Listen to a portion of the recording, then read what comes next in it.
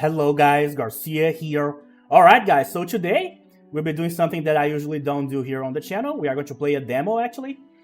But I've been waiting for a game like this my entire adult life, no joke. You guys know here on the channel that my two favorite games are Vampire the Masquerade Bloodlines, the first one, and the Eye of the Beholder trilogy. But I really like all of those games that are like old school dungeon crawlers from like the second half of the 80s into the 90s. So, Dungeon Master, Might and Magic, the entire franchise basically, and the Eye of the Beholder trilogy, which is basically one of, if not my favorite game of all time. So I've always been waiting for like a new age type of game that is basically like a dungeon crawler like those old school ones. And there you go, we have it here. So this one is still in production. It's going to be released next year. I don't know when, but I do know that I played the demo and I loved it. I wanted to bring it here to the channel if there's anybody interested. So just check it out, and if you guys like it, just wishlist the game and help the guys out. I think they are going to use the module system, which is basically how I'm going to explain this. In Dungeons and Dragons, you usually play a campaign, and when you play a campaign with the same characters, they start leveling up and they start like facing different opponents and different adventures and different challenges for like different levels. So from levels 1 to 3, you're going to face these types of challenges, from level 4 to 6, and so on and so on. And usually when those campaigns were published by like Wizards of the Coast or like the other group that had Dungeons and Dragons before, what would happen is that they would publish those materials in modules. So you have like the first module for like a few adventures for like people from like level 1 to 3, and the next module will be like 4 to 6, and so on and so on. So modules is basically like an entire campaign sectioned off. So you would play parts of it, or you as like a dungeon master, you would select which adventures you would like to use to keep the campaign coherent without necessarily using all the adventures in the modules. So basically this game is going to have a module system. So this is the beginning of the first module, so the beginning of the adventure. So let's say that this game does well and they decide to create a new module for it. Then it would be for like higher level characters that already went through the first module. So basically that's it. So it's less of like a section of game and more of a game that can be absolutely expanded upon itself, because it was created deliberately like that. So they can add chunks to the game later on if the game does well. So that's why I bring it to the channel here, because I would like to see all the modules and so on. So let's go. So this game is heavily based on those dungeon crawlers that I talked about, and also is heavily inspired by Dungeons and Dragons and like the Fighting Fantasy collection and all that stuff. So let's go. So, new game. Nestled in the shadow of its imposing, now abandoned keep, sits the dwindling riverside village of Weepstone. But things were not always so. For in times gone by, a man from the east, known only as Raal, grew to power, waging a relentless campaign westward. After crossing the mountains into the kingdom of Talesworth, he established his seat of power and constructed a stronghold from which to oversee his lands. He called this stronghold Weepstone Keep. Many wondered what compelled this mysterious and seemingly unstoppable warrior to end his bloody campaign in this place. But the years were good to Weepstone and its people, their harvests unfailingly robust, and their industries the envy of neighbors both near and far. However, Raal would not live forever, and upon his death, his lands passed to his eldest son, Byron, and thus began the troubled times. Long past are the seasons of plenty for Weepstone and its people, whose fields now sit barren, the people forsaken by the good fortunes they once took for granted. To the astonishment of many, Byron abandoned Weepstone Keep for a modest manor on a hill near the town, and forbade anyone to return to its halls. Now the town barely survives, mostly as an unwelcome stop along a trade route used by merchants too impatient to travel the hospitable roads of the south. Only the trapped or the desperate continue to call this bleak place their home. Our story begins here, on a night of ill omen, as the people of Weepstone have been called to the tavern for reasons unknown.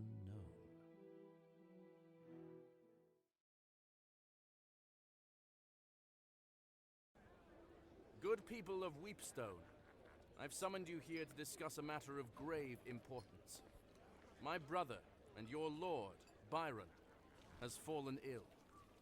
Alright, so that's the basic story of the game. So we had this... sorry, my voice is cracking. So we had this great, like, conqueror guy that founded this city alongside... Not a city, but like a village alongside this keep. And for some reason, he decided to abandon the keep. Not him, his son, right? And so the city now became like basically this like derelict formerly glorious place. It's basically now not like a stop, right? So people travel through here but never stay because it's not like a super welcoming place. And as you can see, a lot of like not so savory characters here. All right, so let's go. He is rarely conscious. His nights are fraught with fevered dreams and terrible nightmares. The healers know not what ails him. So as you can see, he's diseased, so he probably might be dying soon. In his half-waking state, he mumbles incoherently of Weepstone Keep, the castle that our father built, our childhood home. I can only hope that it is there where answers may lie. Are there any among you willing to delve into that forsaken place to find the source of Byron's torment? I will not lie. There is undoubtedly great danger waiting for any who venture there, in the form of both man and beast. While the keep and its contents have been forbidden since our exile, I hereby decree that any brave enough to take on this task may enter, explore, and importantly, keep what they may find within its walls. Now you're talking. Who among you will take up this duty? I need 6 volunteers. Please, I would rather not have my hand forced to choose. All right. So in the demo, we only have the 6 basic characters and we have another one inside the keep. So we have all these people to choose, but there's 6, only 6 that we can actually pick. Let me actually raise the sound here because I lowered it just to be able to talk at the beginning, but now it's bothering me how low it is. So I'm going to keep like raising the sound here throughout. All right, so let's see the ones we can pick. So we can pick this guy, volunteer. So if you click on this guy, for example, unavailable. So we can only pick certain characters. So 1, 2, not this one, this one, this one, this one. And the blacksmith. Okay. So the other ones, this guy I'm not picking at all. Look at the idea. Since childhood, he's rambled to anyone who would listen about the coming doom that haunts his dreams. Yeah, this guy is not reliable. We cannot pick the halflings. Okay, so let's see the ones we can actually pick. So the kid, the street urchin, the future class is thief. So as I said, this game is based on Dungeons and Dragons, not based. This game is inspired by Dungeons and Dragons heavily.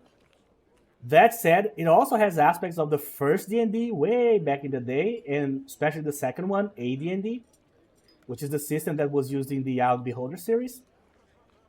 That is like a series like basically sanctioned by the people that held the rights to AD&D back in the day. The Eye of the Beholder is on the Forgotten Realms. You start in the sewers below Waterdeep, which is like the big city of the Forgotten Realms and so on. So yeah, so we have future class thief. So you start as like a, say, like the street urchin here, and when you gain a level, you become a thief, for example. So there's like similarities. And also some classes, they converge with races. So she can become like an elf, for example. So maybe she's already an elf in terms of race, but in terms of class, she has to like level up to become an elf. You know what I mean? So it's kind of a blend of several different D&D systems here. All right, so let's go. So the kid. No one's sure where the kid is from. He's never spoken a word to anyone. So only those new to town would be unwise enough to leave anything valuable unattended when he's nearby. There you go. Alright, so he doesn't say anything. Oh, I see. So I don't need to click on back out. So Starla Beverly. So Starla has known the day she would die since she was a child. At least that's what her cultist parents taught her. So yeah, she had an unfortunate upbringing. Or unfortunate upbringing, as you can see by her face. So she ran away to avoid being their ritual sacrifice and maybe avoid her fate. There you go. It is beyond me to make this choice. This path has already been chosen for me. Yeah, so she's one of those it is my destiny characters, you know what I mean? Alright, so Tugger Barnes, the town drunk, awesome. We have amazing people. Oh yeah, this one cannot go, thankfully. So Tatum Harlow. It would be easy to write Tatum off as a moron, great, the village idiot, if it weren't for the fact that occasionally he's shockingly smart. Oh, really? He definitely looks super smart. So, however, the townsfolk have generally decided that every village needs an idiot, and sometimes they volunteer. There you go. So he can become a fighter later. Okay. What's the key? So very occasionally, he'll be smart. So Della Graham, so she's an older lady here, a housekeeper. So in her youth, Della was a housekeeper for Lord Byron's father, Rahl, at Weepstone Keep. So she has knowledge of the keep itself and the story of the characters there. She now spends her time gardening with her husband, Egbert, probably this guy, and is known affectionately as Madella to the children of the town. There you go. I'll go. I'm not as young as I once was, but maybe my years at the keep will be of some help. That's what I'm hoping. Where you go, I go. I love. You know that. There you go. So we have another guy. So Egbert once served as the cook for Lord Byron's father at Weepstone Keep. So he loves only two things, his wife and a perfectly cooked meal. So though mostly retired, he's been known to dust off his knives for a feast day. There you go. So we have only heroes here. So Ray White. So blacksmith. So the future class is dwarf, as you can see. So he's a middle-aged dwarven blacksmith, exiled from the capital city of Talesworth for crafting items forbidden by the Guild of Artificers? I don't know how to pronounce that correctly. So when asked about his peg leg, the story changes every time. So we have a great storyteller here. I said I would stick to plows and horseshoes. But I still know how to swing a hammer. I'll go. There you go. So these are the guys we can pick right now. So it is done. Be brave and report back. Let's go to the keep. And so the unlikely party set out for the keep, arriving at the gates just as the evening light began to fail. There you go, the beginning of the first module.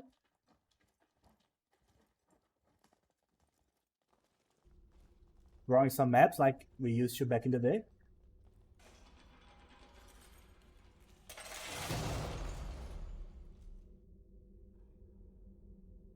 WASD, sure. Oh, I need to click here, I see. All right.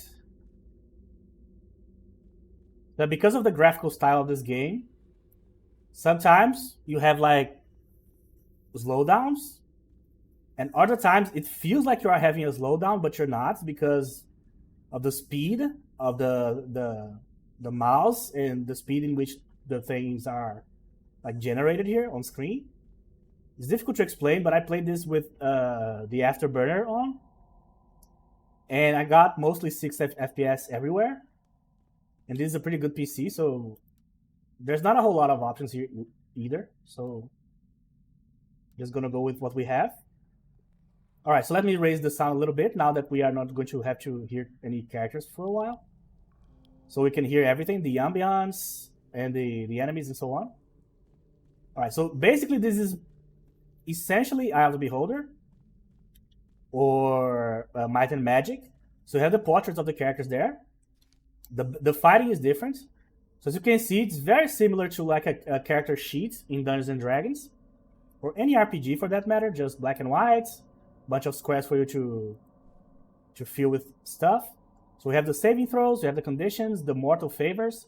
So this game has a system of mortal favors. So if this character dies, for example, and she has a special ability that she can like bestow upon the people that survived. She will do that, and we will have this new skill that we can use basically all the time. So in my test playthrough, for example, this lady here died, and because she died, we actually got a skill that allowed us to try a dice roll again, or a die roll again, if we failed, like an attack or like a resistance test and so on. So when characters die, you actually get a boom. These are the mortal favors here. But the idea would be probably not to allow anybody to die. Alright, so let's see. One can only assume the formidable visage on this statue is Rahl himself. The left hand holds a small shield, while the right hand holds a lion-headed scepter. Alright, so what can we do? Move arm. The arm seems to be designed to act as a lever. Oh, he's already down, okay. We have another scepter here. Let's pick it up. Put it in the inventory here. One can only assume the The formidable same thing? visage. So now let's use the item. Oh, wait. Before I use it, oh, too late. The scepter snaps into place. I need to search for traps, so let's see who's better to do that. So Ray, 30, 30, 40. So Della's the best one, which is weird because she's like the cleric, but okay. It's based on wisdom. So when interacting with objects, you can change which character is doing the interacting. So let's go. Ah, okay. I know. Alright, let's do this. Come on. So for example, if there's a 30% chance of success, they must roll 30 or less. This is what they call in D&D and RPG in general, D100. So one of the dice has basically multiples of 10. So 10, 20, 30, 40. And the other one is the numbers until 10, so D10. So for example, if you get 30 here and 7 here, you got 37%. So if the difficulty was like 30%, then as you need to roll 30 or less, so that would be a miss. So basically that's how it works. Several RPG systems are like this. Not necessarily D&D, but D&D has a probability. There's no traps probably. Let's just believe. I need to... Oh, she failed. She took 1 damage. Not great. But okay. We open it. Alright. So you can control the look with the mouse, and you can move around with WSD. So you only have those 3 shortcuts there. You have the menu, you have the inventory, and you have the map. So as you can see, it's completely D&D inspired here. Even the map is like the old school D&D maps from back in the day. So the dungeon module 1. So this is like a rust creature. I forgot the name of this creature in D&D. Oh, we got a small healing potion. There you go. So some items such as potions and scrolls are expendable. Yeah, I know. So many items are only usable during combat. Okay. Decide nothing. So let's start exploring here. Let's go. So press M. Alright, so there you go, the map. The game is teaching me stuff that I already know here. Alright, so first of all, the graphic style for a D&D player is amazing. Because as I said, most of the material that we had way back in the day was black and white. And most of us didn't have like even like money to buy all the manuals that you needed, the monster manual and the master's handbook and so on, or guidebook and so on. So because of that, what we would do, we would copy. So one person would buy the book, and 2, 3, 4 other people that wanted the book would just copy. Just like send it to like a store or like a place that would copy books for us to read later. Spartan beds and matching foot chests hint at this room's use as a barrack of some kind. The ravages of looters and time have been unkind, leaving it in shambles. A makeshift structure built from bed frames dominates the rear of the chamber. Makeshift structure. That's not good. Alright, so let's explore the place here. So some places are pretty dark. The places that are well lit are obviously the places with the torches. I don't think you can get torches. Alright, so I got a rusty spear. 1d6 minus 1. Okay. Oh yeah, this one has reach. That means that I can equip to someone here on the back. So I'm going to give it to the cook here because he's using one that is range, melee, close. So that means that I can only use on I can only use this weapon if he's on the front row here. This is also a melee one, so it's not going to help me. Alright. So these are the weapons we are using. Basic chest. I got a sling. Oh, a sling is awesome here. So I need to equip the sling here, this guy. Now he can hit from behind any target. There you go. So he has the sling, this guy has the spear, and she has another sling. So all of them can hit from the second row here. The first row, everybody already has their respective weapons. So 1d6, the heritage short sword. Rusty dagger. Oh, this is horrible. I'm going to replace that. 1d4 minus 1. Teddy bear. Use the teddy bear. And you, 1d4. Yeah, so that's the best we can do right now. Okay. Nothing? Oh, lever. The sound of small boots disturbs the quiet of the room as small figures burst forth from the haphazard barricade. They brandish crude weapons and seem particularly intent on defending their hideout. Alright, bunch of goblins. Okay, so this is how the combat works. So first we will roll the initiative to see who goes first. Your dice are black and the enemy dice is green. Alright, so you won. So your party is arranged from it's up to 3 rows, front, middle, and back. So characters using melee weapons can only attack enemies directly in front of them. Yeah, we know this. I just explained that. So I need to click on the weapon and choose the target. So I got 18, 19. So when you attack an enemy, you need to compare it to his armor class. So let's say his armor class is 10, like this guy. So I need to roll at least a 10 on my dice, on my die. And let's say I have plus 2 bonus of strength, so that equals 12. So if I hit him with 12 and he has 10 of armor class, then I hit the attack. So you have to basically roll more than the defensive value that the creature has, which is exactly like how D&D works. At least like the 3rd edition. So I hit, there you go. That was a bad roll, but I'll take it. So you can speed this up, by the way. I'm leaving in the speed just to be like understandable for people that don't know D&D and stuff like that. 6, all right. Okay, all right. So we can use the sling. All right, I'm getting good rolls here. 17, that's pretty good. 3 damage, sure. Spear. That was a bad roll, but... Oh, we missed. Okay. You? Let's see. That's a good one. 3 again. There you go. So attack rolls must exceed or meet the armor class. So now they are going to attack. Alright, he hits on the nose here. The dwarf. 1 damage. Second one. Critical hit. That's awful. Oh, man. So double clicking in a ranged enemy is a shortcut for attacking. So I can just do this. I don't need to click on the weapon. Alright, that was a bad roll, but we got it. Alright, this guy's probably dead. There you go. I probably need to use a healing potion here.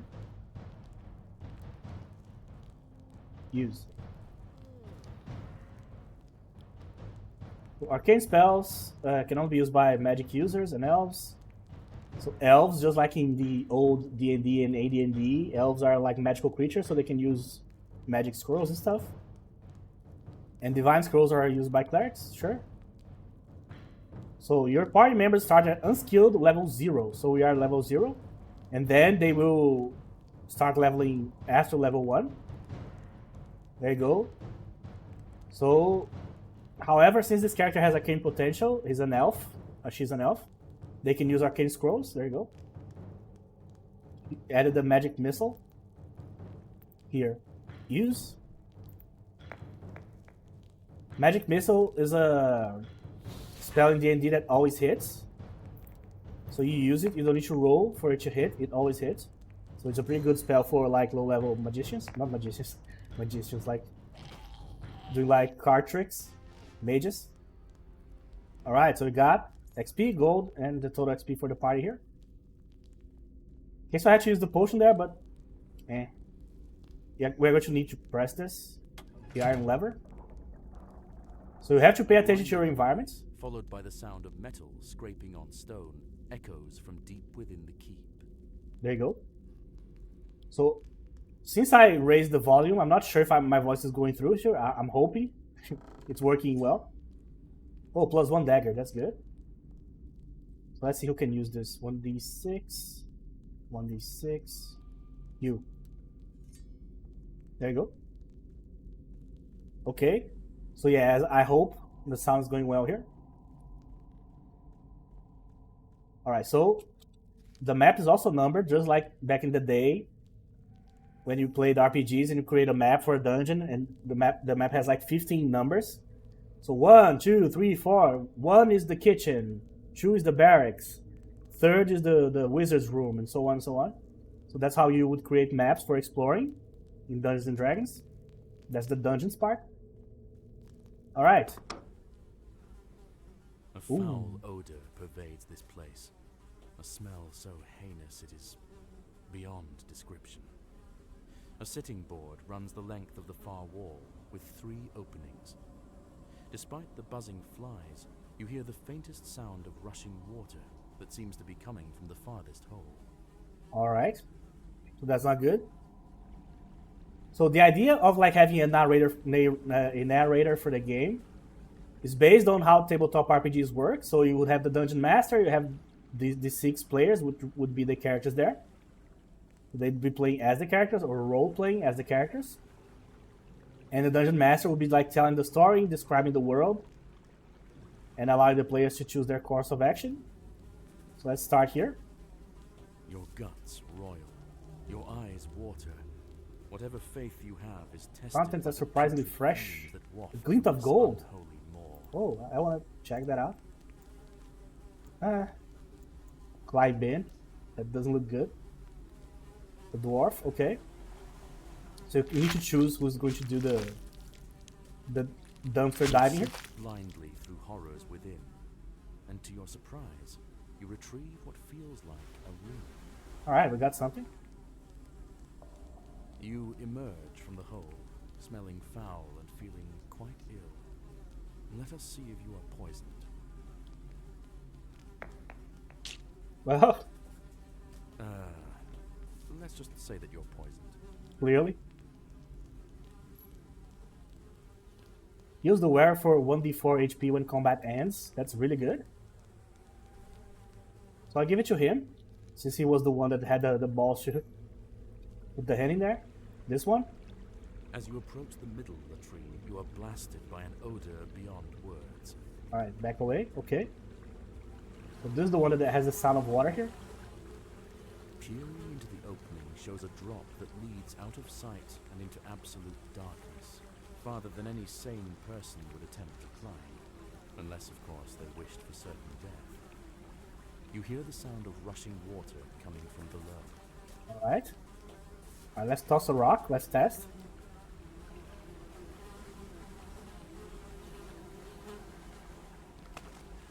Alright, pretty far away.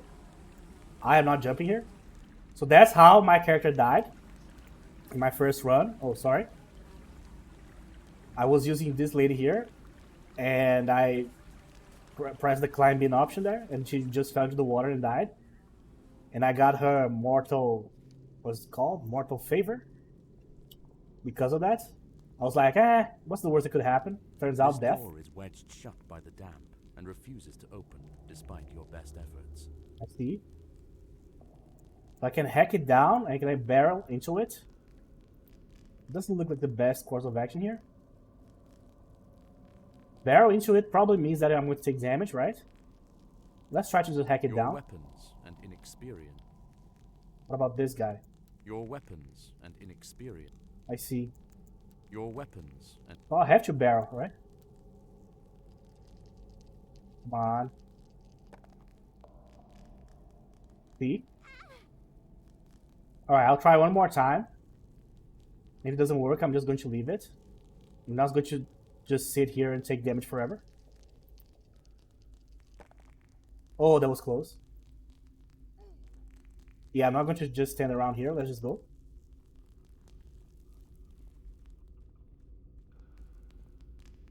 So I'm going to switch these guys here. I'm going to get this guy.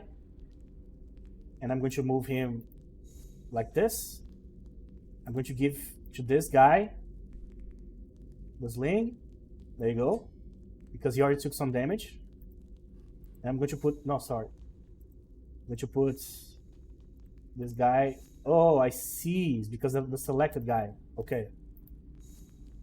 Let me select this guy. There you go. That's what I want to do. I'm going to put him in the middle to protect him. Kinda. Alright. Let's keep going. What about this one? this door is not locked, but it refuses all attempts to open it. I see. Can I listen? No discernible sounds come from beyond the door. Let's try someone else. What about you? No discernible sounds come from beyond the door. Okay, so it's not working. So let's try to break it down. You attack the door, but fail to cause any... Alright. Another one? You attack the door. Alright, so I'm not going to do nothing. Maybe I can open this remotely somewhere. I played this demo earlier today, and I completed it, but I didn't do everything. That had to be like for example, we found the lever, right? So we raised this first portcullis here. Portolicus? I don't know how to pronounce this. This small gate here. There was two, we raised one, so we need to find the lever for another one. Okay, so let's keep going. Sorry, my voice is cracking because I caught a cold, sorry. Jesus, that's so dark. This stately but smaller hall seems to have served as a gallery of sorts. Crumbled detritus of carved busts and toppled plinths lie in shambles across the floor. The only remnants that hint at the original grandeur of this place are the large tapestries that still hang on the opposing walls, dominating the space. Alright. So it has these huge tapestries here. It's very common in like medieval worlds, the tapestries, which is basically like instead of putting on the floor and stuff, they would just put it on the walls, and they would usually either have giant walls of texts, or they would tell like some heroic deed or something visually. So let's see what this one tell. So that's Raw, right? Probably going to war. Let's see. Before you spans a great mural dominating the entire stretch of wall. A man, most likely Rahl himself, sits astride his great warhorse. He brandishes an outstretched sword at the body of a fallen foe, flanked by his imposing host. There you go. What about this one? It's kind of a pool of some sort. Not pool, like a fountain or like a well, actually. Depicted in the mural that spans the length of this side of the hall is the silhouette of a man standing in front of what looks like a calm pool of water. Oh, it is a pool. There you go. Though at first it appears to be merely a pool in a cavern, the exacting geometric carvings that decorate the hewn stone walls are of unsettling design. Yeah, it seems like a temple of some sort. It's not like natural at all. Okay. I don't think there's anything here. I also don't think you can run, by the way. I press shift and C, and C just opens the character sheets. Alright, so we have stairs down here. I don't know why, but my voice is just going away. Okay. How about this? Alright, we looped. We're back in the beginning. So as you can see, we are locked in. So we need to like solve the dungeon to be able to escape, or at least progress somehow. But since this is just a demo, so we're going to be stuck here, quote unquote, forever. So we explored this side. There's the door that we were not able to open. This other door is barred. As you can see, the color of this door is different. So this one is like white. This one is has a blue like color, which means that probably I cannot force this one, but I can probably force this one. I was able to open this one in my other test playthrough for a very simple reason. I got lucky in the roll. I got 15, which is less than 25, right? I think is the difficulty. But I'm not going to stay there and just take damage for no reason, you know? I don't even remember what there's inside there. So basically we explored everything that we could, so let's go down. Alright. So as I was saying before, this aesthetic here, for me, is like a dream come true. I know black and white and so on, but this is just like perfect. And the dice is having, or the dice, I don't know how, what's the plural? Die is probably one, right? And dice is like the group of dice? I don't know. I always say dice, but I'm Brazilian, so I'm not sure what's the correct way to say it, so I'm sorry. So yeah, I love this aesthetic so much, but I can totally understand if people that like don't play this type of game look at this and are like, oh my god, my eyes are going to bleed playing this. I completely understand. I got you. The smith's quarters are Spartan and humble, but must have once been a comfortable respite from the heat and ringing of the forge after a long day's labors. All right. What do we have here? We have the key mode. Let's get that. Small hardened clay mode. Oh, I see. So we need to make a key. Okay. Smithy's note. Oh, I'm a daft, blasted idiot. I just can't seem to keep my head on straight anymore these days. 1. Forge the armory key for the 3rd time this year. 2. Finish up Larona's set of fancy daggers. 3. Ask the apothecary about these blasted nightmares. Alright, so there's so many details about this particular scene that we are looking at it that are like so enticing to me as like an RPG player. Tabletop RPG, that is. Like, first of all, who the hell is Loronia's? Loronia here. Why does she need fancy daggers? Who is the apothecary? What are these blessed nightmares that this guy is having? And if he's having them right now and he doesn't know, that means that it's recent. So something really bad happened here. And we need to reforge the armory key. So for the 3rd time this year, so that means that something is happening.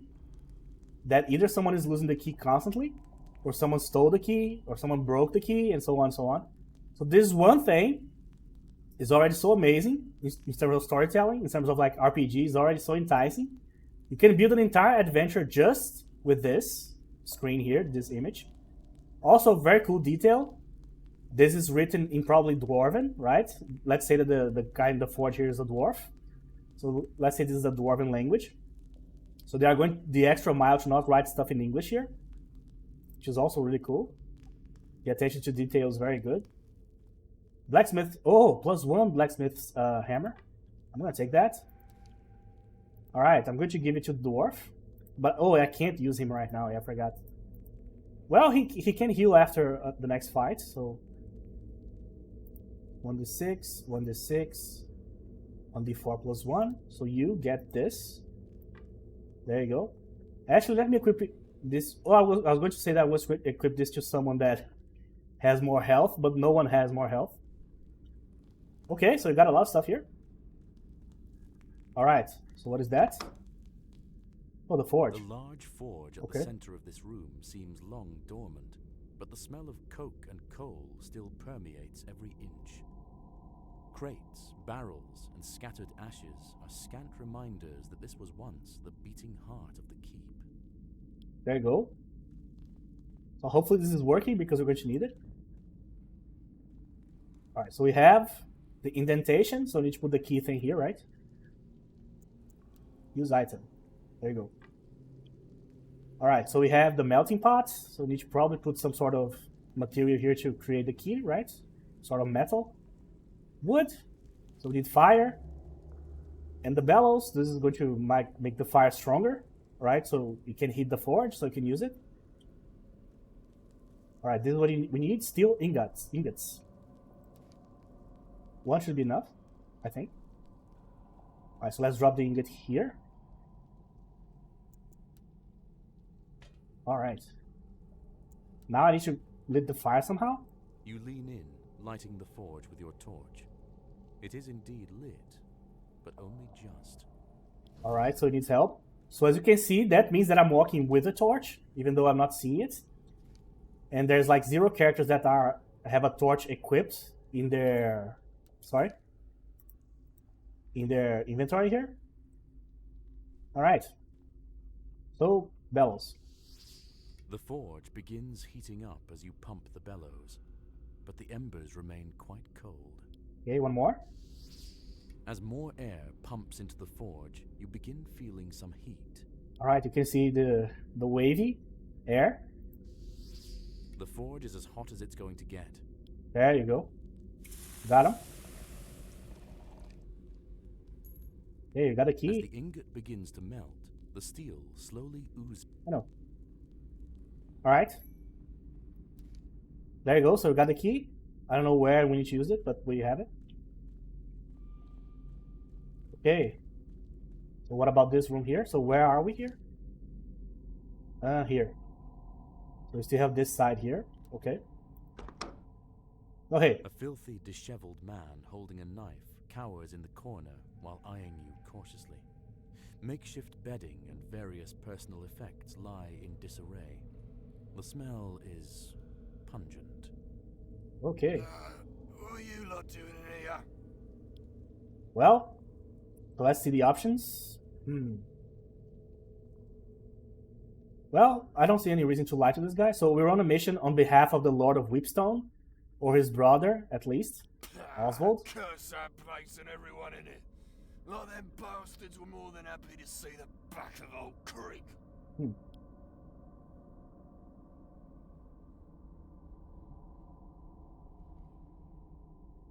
So what have you got against the people of Weepstone? I'm not welcome in town as such, on account of my dark past. See? So we all got interesting stories, old man. What did you do exactly? My shame is too great. What can I say? But I've been exiled near on 20 years now. All alone in this world. So yeah, in medieval RPGs, this type of character is very common. Like either characters that get exiled, characters that are the only one left of their army, of their family, of their group, and so on, of their order, if they're like a mage or a cleric. So there's always like these isolated characters here. You're not somehow a ghost. Yeah, that would be silly. Well, there's safety in numbers. You shouldn't be in here alone. Would you like to join us? Sure. If you'll have Old Creek. My god, this guy has like red flag tattooed on his face. But might as well have this guy too. One extra hand might be helpful. Alright, so I needed to give this guy something that will help him hit from the last row. The only thing that I have is the sling. But if I do that, I won't be able to attack with these guys here. So the idea here, I need to get at least one more spear. I'll give the spear to someone else because he can attack with a spear from the row 2 here. And then give the sling back to this guy so he can attack from the final one. Because the sling has a range of any targets. Which means that I can attack from anywhere. But other than that, I don't think he has anything. The floor collapsed here.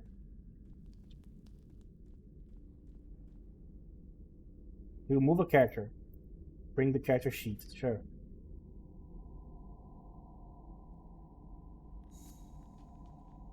Yeah, maybe I should do this, what the game's telling me to do, because that will allow me to protect my guy here, because he's the one that has the least amount of HP.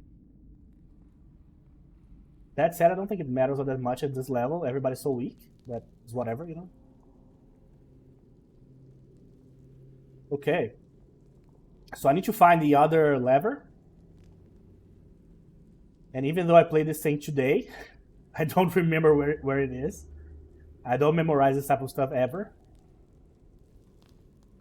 Weirdly enough, the only game in which I memorize this type of stuff is a game like this one, Eye of the Beholder. That one I know by heart, really. Finished that game at least 10 times in my life, easily. This door is locked and won't budge. Well, listen.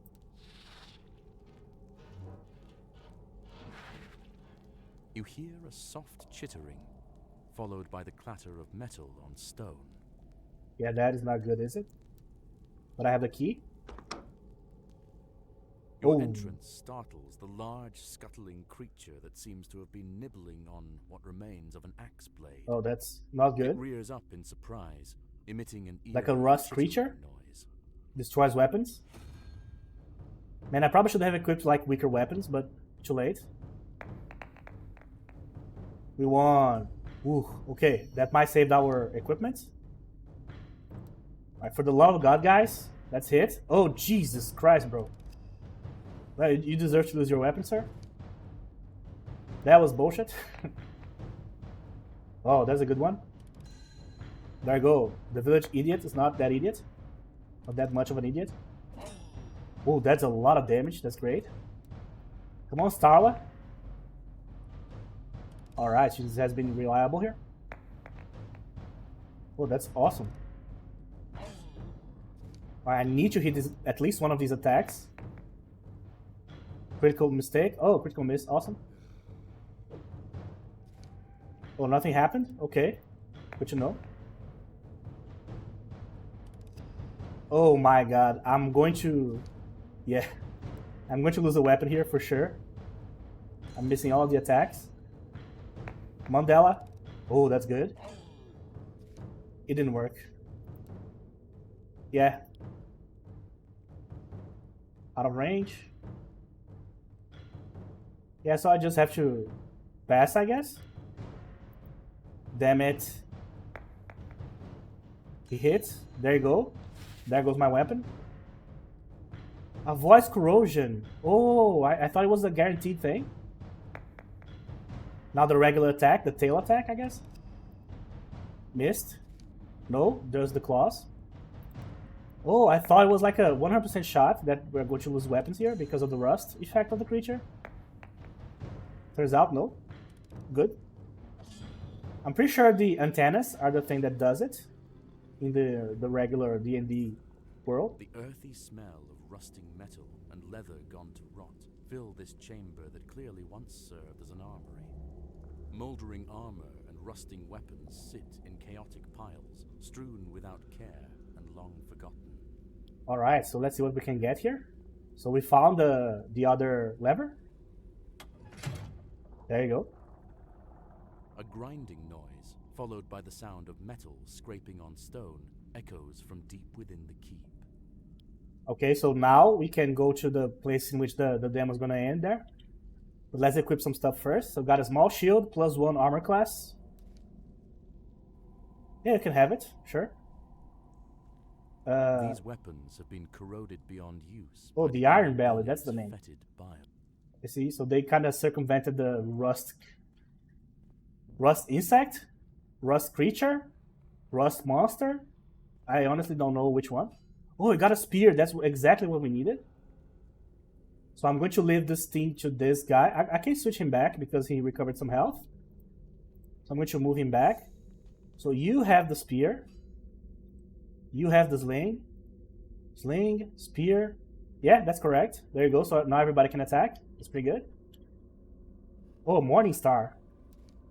Let's see, 1d6. So 1d6, 1d6. I don't like this teddy bear, so I'm going to put this. And 1d6, there you go. Another shield. So I'm going to give it to the elven lady here. Because she's useful, she can read scrolls. These weapons have been The Iron Belly. That's a cool name. Makes sense. They are trying to circumvent saying some names. Would be like the cave troll would be like the ugly gentleman or something like that. You know what I mean?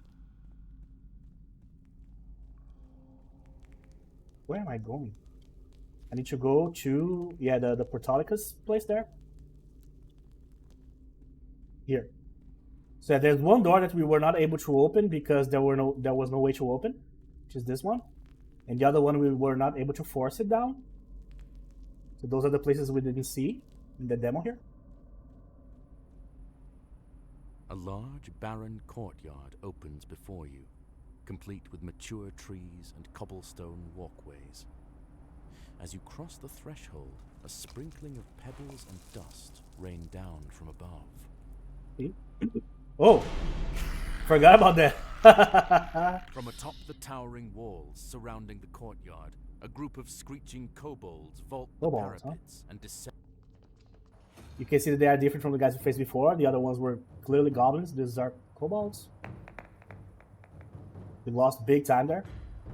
We're going to suffer a bunch of attacks here. 5 attacks. Oh my god. This might be really bad. Hopefully the damage is not going to be that high. 2 damage. That's rough. Missed. Okay. Attack him. Maybe I should have put this guy in the middle if I knew that I was going to lose the initiative here. Because he has 14, I think. She has like 11. Alright, everybody's missing. That's good. Only one guy hit. Oh, hey, don't throw rocks at me, bro.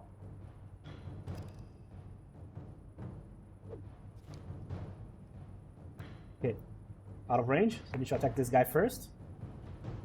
Alright, got him. Please kill this guy. I cannot handle another full round of attacks here. I got very lucky. Oh, 9 is enough to hit. Good. Good to know. I didn't pay attention to the stats of the creatures. I should have. Maybe the armor class was there too. There was a sidebar here. Alright, the reliable ladies coming clutch here. Elves for the win. The cook? The cook is cooking, bro. Sorry, I had to go there. Oh. Not so much. 0 damage. That's why I don't like weapons that have like negative damage. Like 1d6 minus 1. And then you get a 1, so 0. Awesome. You know what I mean? Alright, so we have to suffer an attack from one guy there, but that's okay. Bad damage. Was enough. Alright, if you get a good roll here, we can win this in this turn. Come on, get a 4. Throwing the d4s around there. 3 is okay. That was good. Yeah, there's no armor class here. Now you can see here. Number of attacks, damage. 2 damage. Oh, that was brutal. 7 should be enough. There you go. Okay. Alright, survived. One more ambush here. Unfortunately, I cannot heal here. The only guy that has healing is the dwarf. I should have switched the ring, shouldn't I? That was a mistake. Despite your best efforts, the door refuses to budge. Awesome, so I cannot open this one. What about this one? Oh, that's the lady we need to deal with to end the demo here. Before I enter, let me just check the other side here. I've been drinking a lot of water because my voice has been awful the entire day. So I apologize about that. Usually my voice is slightly better than this. But yeah. Okay, since I'm going to have to read some dialogue here, let me just drink some water real quick. Sorry.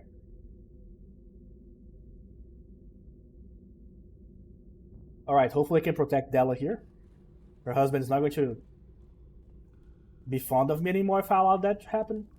She should allow her to die here. You there? Who are you that dares enter this sacred place? Yeah, I'm going to buy the game on Steam, lady. Chill.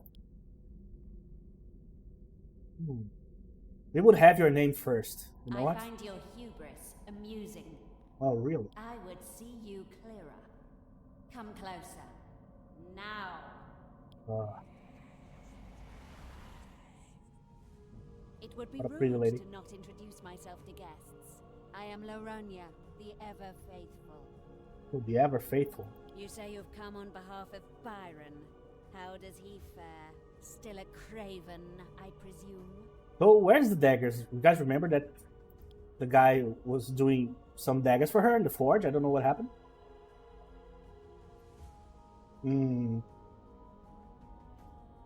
This question is kind of pointless. So, he's fallen ill, plagued by troubled dreams. How tragic. Maybe he'll pull through. Really?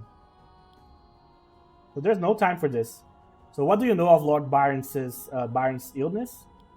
I know of ways to end his suffering. I bet you do. Probably involves bonking this over his head.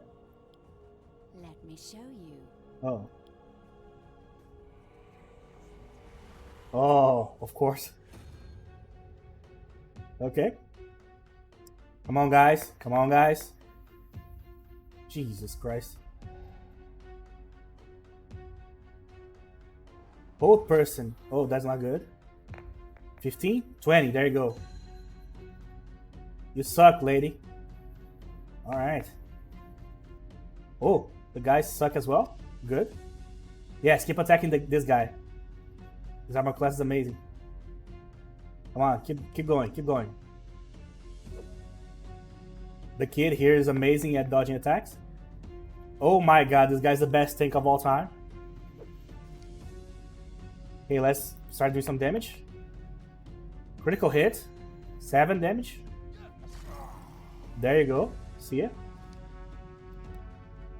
Alright, the village idiot. Missed. Not so smart this time around. Elven lady. I don't need to click on this, by the way. I'm just clicking just by reflex, but I should just click on the creatures here. Like this. You only need to use this panel if you are going to use something here. Move, use, equip, and so on. I'm missing all of my attacks here. Awesome. That's all I needed right now. Oh, Jesus Christ. Come on, Della. You want to survive? Hit some attacks. Thank you.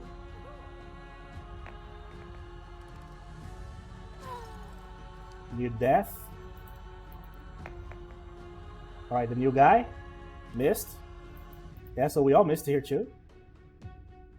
Oh, she passed. Okay. Why? Maybe she can only use her person like once. Oh, damage. Oh, 0 damage. Okay. There you go. My point exactly about minus weapons. Now, a lot of the times it's not the weapon that is a minus. It's like, for example, you are using like a halfling, and the halfling has like strength 8, and like so you get a penalty instead of a bonus. Instead of a +1, you get a -1 in your damage. So it's not like necessarily the weapon all the time. Sometimes it's straight up just the attributes of your character. Or if your character is like an order of size smaller, like the halflings, for example, they just naturally do less damage because they can carry only like smaller, less damaging weapons. My god, all my luck stayed in the kobold fight there and never came back. Jesus Christ. I'm telling you, back in my tabletop days, I was way better than that. I was a dungeon master, so I killed a bunch of players. I was pretty good at like getting critical hits and stuff. But as a dungeon master, you have to lie a lot of the time and pretend that the enemy didn't hit and so on. Oh my god, the damage is atrocious, but at least. Yeah, the kid. See? Well, she would have missed everybody there. But the kid is amazing. My best character here. There you go, my hero. He looks like an anime protagonist. One of those guys that went to a different world, like an isekai character. You don't know what that is, Google? Alright, the elven lady. 5, 6. Pretty good. We can win here. Come on, don't allow her to have another turn. If you use like an area spell or something, critical hit, there you go. Got her. Alright, that's a lot of XP. And gold too. I must have misinterpreted the omens. Today, he calls for me. Ooh. It matters not. I am only a servant in his grand designs. It has already begun. You talking about the leader of her cult? Is she talking about a god? Or is she talking about Roll, you know? And with that, the spark of life fades from the mad priestess, leaving behind naught but a dead-eyed rictus. There you go. Down she went. Alright, so thank you for playing. So we hope that you enjoyed the demo of The Secret of Weepstone. So this game is a love letter to the art and playstyle of classic RPGs of the 80s that we love so much. So that made me sound super old. So the demo represents just a small slice of the adventure and dangers that awaits. So please consider wishlisting the game on Steam. There you go. So yeah, guys, this is one of the coolest things I've ever played. Like, it's not that this obviously brings like a ton of like good memories and stuff, because I played a lot of tabletop RPG in my life, and a lot of different types too. I played like Vampire, like Werewolf the Apocalypse, Dungeons and Dragons, some Brazilian RPGs. I play futuristic stuff. I played Max. I played with like Dragon Ball Z. I played Pokemon. I played a bunch of different types of RPGs. But not only does that bring memories, it's like a manifestation of like a desire that all of us that lived through that era always wanted to have. It's like a game that like puts that on the screen. And the best one so far, have been the Eye of the Beholder series, the Might and Magic series. You can put like the Wizardry series there in there if you like that style more like active style. Or the more recently, the Legend of Grimrock games, which lack in story but are great in terms of gameplay. They are very similar to the Eye of the Beholder games, so I recommend that one too. Alright, so guys, so that's it. So that's The Secret of Weepstone. I know this is not for everybody. This is a very niche game. Like, it's a niche within a niche within a niche, you know? So it's very specific. But everybody that played on Steam loved it, and I absolutely love this. Just the look and the vibe of it. It's just like something that I always want to play and always want to have available to me. So I'm going to wishlist this thing, and I'm going to follow the development to see where this goes. And hopefully, I collectively, like the RPG players, the tabletop ones, we could like come together and make this game profitable enough to allow the folks there to develop extra modules so you can continue the campaign and stuff. Alright guys, so that's it. So I hope you enjoyed this different type of video here on the channel, just a demo. And tomorrow we'll play something different. So that's it guys. Thank you very much for watching, and I'll see you guys in the next episode.